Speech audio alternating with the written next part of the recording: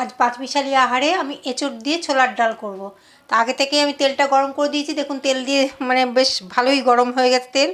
এবার আমি এর মধ্যে জিরে ফোড়ন দেব, শুকনো লঙ্কা ফোড়ন দেব, আর গোটা গরম মশলা দেব, দুটো এলাচ, দুটো লং আর দুটো দারচিনি, আর তেজপাতা ফোড়ন দেব।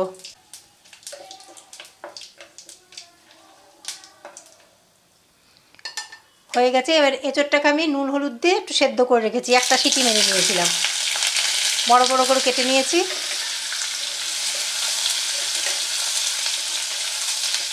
বেশি ভাজবো না, হালকা ভাজবো, 2-3 মিনিট নেড়ে নিয়েছি, খুব বেশি ভাজবো না, তাহলে চিমসে হয়ে যাবে। এবার আমি টমেটো দেব, একটা ছোটো সাইজের টমেটো দিলাম। এবার নুন দেব, স্বাদ অনুসারে নুন, হলুদ দেব,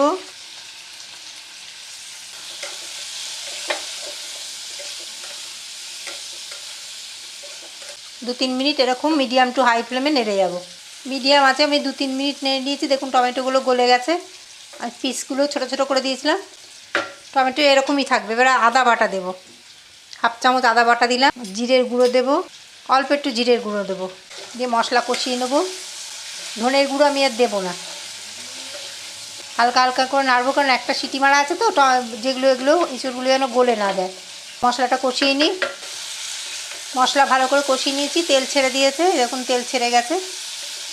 এর মধ্যে আমি একটু লাল লঙ্কার গুঁড়ো দেবো, একটু কালার আনার জন্য।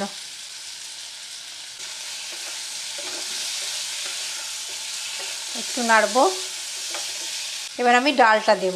ডালটাকে আমি 5-6টা সিটি মেরে নিয়েছি, দিয়ে হাত দিয়ে একটু চটকে নিয়েছি।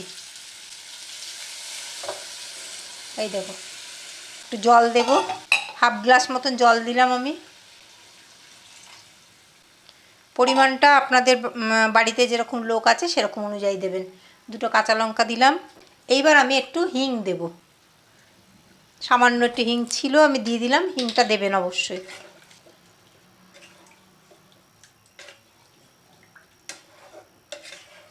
এবার ফুটে উঠলে আমি এটাকে ঢাকা দেব। চিনিটা একটু পরে দেব। দেখুন ফুটছে, এবার আমি চিনি দেব। এটা একটু মিষ্টি মিষ্টি হয়, আপনারা যেরকম মিষ্টি খাবেন দেবেন। আমি 1 চামচ মতন মিষ্টি দিলাম। এটা ভাত দিয়ে ভালো লাগবে, রুটি দিয়েও ভালো লাগবে। যদি একটু মাখা মাখা করেন, ডাল জল কম দেন, তাহলে রুটি দিয়েও খুব ভালো লাগবে। আমি ফুটে উঠেছে, এবার আমি ঢাকা দেবো 5 মিনিটের জন্য, যাতে এঁচোড়গুলোর ভেতরে মশলাটা ডালের জলটা ঢুকে যায়। তাহলে আমি ঢাকনা দিলাম, গ্যাসটা কমিয়ে দিলাম, একবারে লো ফ্লেমে করে দিলাম। 5 মিনিট এবার আমি একটু ফাঁক করে ঢাকা দেব। 5 মিনিট পর ঢাকনা খুলছি। দেখুন কি সুন্দর হয়েছে। ডালগুলো তো আগে থেকেই সেদ্ধ ছিল। এইভাবে করবেন, আমার শাশুড়ি এরমভাবে করতেন, ওনার দেখেই আমি এটা করলাম আপনাদের কাছে।